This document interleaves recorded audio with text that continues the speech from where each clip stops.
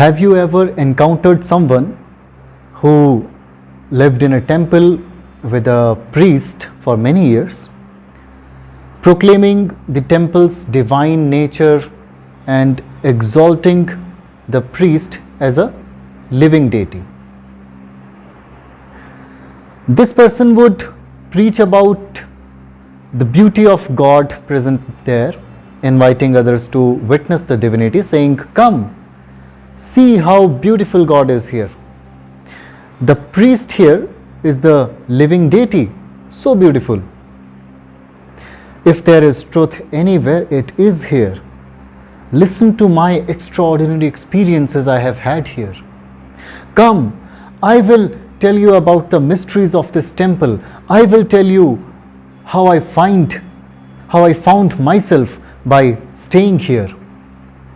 I have traveled the world, visited many temples and ashramas and met various gurus, but I found the truth only here. It was here that love happened in my life and I was transformed." You might have met many people who speak in this manner. However, when their rhetoric becomes tiresome, they might start claiming to be incarnations of God themselves.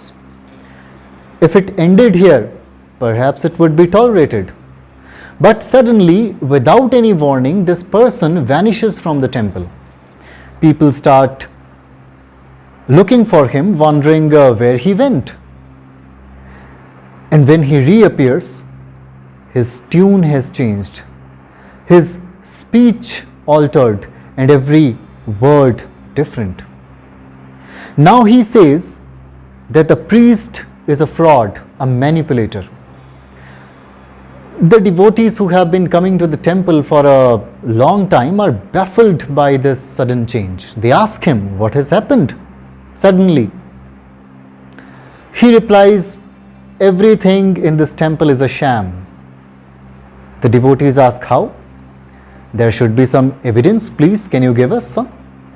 He says, "This idol you see here, the priest himself made it in front of me and placed it in the temple, so it cannot be God." The people respond, "But you were the only one to extol the temple's divine nature." He replies, "No, I was not in my senses then. I was under some magical spell or some black magic."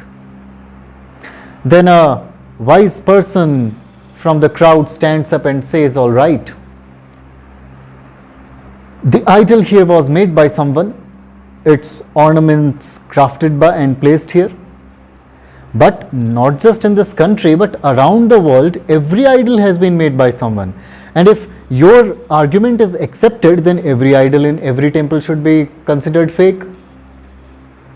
But then the person retorts, "No, idols everywhere else have God in them, but not this one, because the priest made it himself." This is an example of someone reaching a point of lying where their sole aim is to mislead people. To fulfill their base intentions, their bad intentions, they try to provide intelligent arguments, but they lack wisdom. And when a wise person from the crowd questions their argument, asking for a better one, they claim, "Look, I lived with this priest in this temple for 6 years, so I know him and the temple well. Now that I am leaving after 6 years, I must have seen something." The wise person asks, "What did you see? Tell us." The person says, "No, I cannot tell now in front of everyone, but I must have seen something. That's why I am saying this. So you should trust me and leave this temple too." Have you heard such arguments from deceitful people? When you delve deeper in these things, you will find that such people are not just in temples. The temple and priest are just examples. In reality, such people are all around in your life. Someone comes into your life from nowhere, you give them love and respect. You give them your most precious asset, which is time. And when they don't see their selfish interests being met, or when they get bored of you, they kick you out and start spreading lies to trouble you and ruin you. Spiritual people often forgive such individuals out of compassion. But should such people be forgiven? Never. Scriptures and warriors both tell you that just because a snake bit you once doesn't mean its venom is gone and it won't bite you again. A snake produces venom daily and can bite countless times. So saying, let the snake go because it has bitten once and won't bite again is the height of foolishness. Therefore, when someone gives you such fallacious arguments about dharma and the Dharma Gurus or anything about your life, if you silently listen to them, you are committing the same act as letting a snake bite someone in a room and saying, let the snake go because it won't bite anyone else. That snake will soon bite another person, a third one, and thus cause deaths of many. We must be vigilant when someone gives such arguments and thoroughly investigate them. If someone makes an idol today and places it in a temple, and another idol was made some 500 years ago, and someone claims there is a difference between the two idols, this is the most foolish argument I have heard. Because 500 years ago, that idol was consecrated with bhav pratishtha, what is called prana pratishtha or jiva pratishtha. Today, a new idol would be consecrated in the same ways. So there is no difference. It's just a matter of emotions. The older idol is more cherished because generations have worshipped it, but see, the fundamental fact remains that whether the idol is made today or thousands of years ago, neither is God. Both are symbols of worship.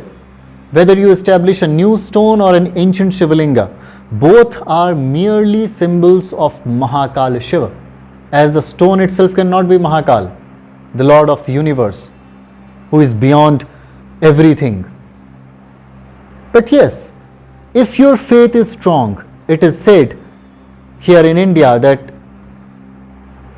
Kankar Kankar mein Shankar, that every pebble contains Shiva. If your faith is strong, then he will manifest in every pebble for you. You will hear many such arguments daily, and new seekers on the spiritual path often get misled by these kind of people. Understand this with a small example. Once a sadhu Mahatma was meditating in the forest. For several months he sat under a tree, deeply immersed in meditation. Caterpillars feeding on the tree's leaves fell on his back, near his neck. Seeing the caterpillars, some birds came to peck at them. The birds' constant pecking created a deep wound on his back. As the time passed, the wound became larger and deeper. And when the Mahatman woke up from his long samadhi meditation, he found a big wound on his back. He went to a nearby village for treatment. The Vaidya there felt blessed to serve the sadhu and immediately laid him on a bed.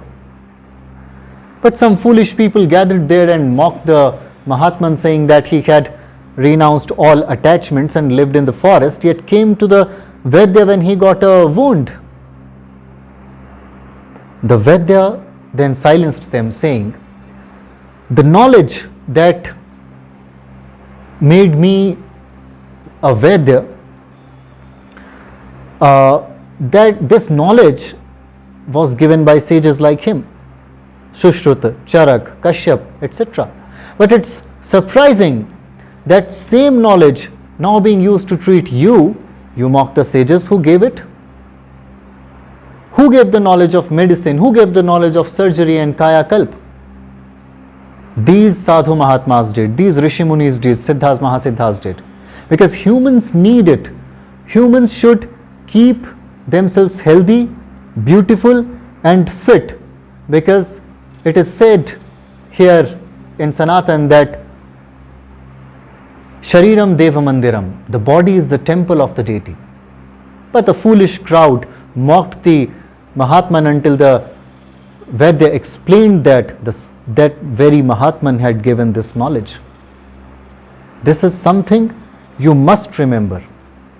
There are people around you who give fallacious arguments every day, and you don't counter them due to lack of knowledge. A sinful, aimless person spends the whole day criticizing others. A fool and a sinner idle around criticizing others. But a busy person with a big goal in life doesn't have time to find faults in others and keep criticizing.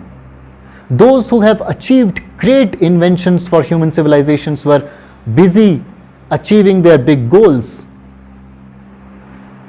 So keep yourself busy doing something positive, something productive for the humanity. Don't waste your time listening to someone else's criticism, because even listening to criticism wastes your energy on that sinful person, making you a part of that sin. In spirituality, you find many selfish, deceitful people trying to mislead you with false informations and lies. So stay cautious of such people who give you unverified information and try to mislead you on the spiritual and dharmic path. Let me end this video with a small example. Once during a drought, a very thirsty man wandered, thinking that water flows from high to low. So he started descending the mountain hoping to find water. He met a group of people coming from below and asked if they found water. The group said they found no water and advised him to return, saying there is no water below. The thirsty man, influenced by the group's words, sat down, thinking there is no water below. The group urged him to go back with them upwards, saying he would die of thirst. Despite their efforts, he didn't move. They finally mocked him and called him a fool and moved on. The man, thinking he would die anyway, decided to continue descending, because you see, it takes a lot of energy to ascend the mountain in the the lack of hydration in the body. So he decided to descend. Near the foothills, he found a large lake with sweet water, ducks and swans swimming in it. Astonished, he quenched his thirst first and bathed in the lake. So what did he learn from this incident? He learned that sometimes an entire group of people can mislead you so badly that even if you die, it doesn't matter to them. When you step into the world of religion and spirituality, you will encounter people who have tasted a little water from the same pond but have become so ungrateful that they come back saying there is no water. They stayed thirsty. Yet the truth is the opposite. The energy they have to speak nonsense comes from that very pond, right? But they are ungrateful. So be careful. Not everyone who wants you to be alert is a guard. Most are wolves in sheep's clothing, pretending to be vegetarians, claiming to be part of your community. Beware of such people who lie and present false facts. Recognizing them is very challenging, and not everyone claiming to be a Hindu or Sanatani and supporting you or your religion is your well-wisher or brother capable of giving you proper religious directions. So stay cautious of these wolves around you, because recognizing them, again I am saying, is the most difficult task. So stay vigilant, beloved seekers. Remember Your path to divine is sacred and must be protected from deceit and falsehood. So keep your faith strong and your heart pure.